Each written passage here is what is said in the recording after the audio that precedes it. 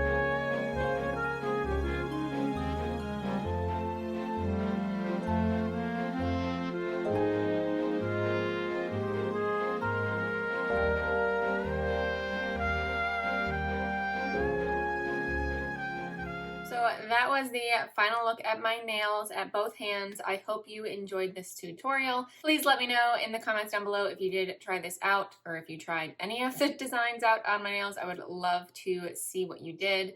I hope you guys have an amazing holiday. If you do celebrate Christmas, Merry Christmas. I hope you have a great time if you are spending it with family, and if not, that's okay. Not many of us are because of COVID, but I do hope you still have a very Merry Christmas. But that completes this video. Thank you guys so much for watching. Please give it a thumbs up if you did enjoy, and subscribe if you haven't already, and I will see you in my next video. Bye!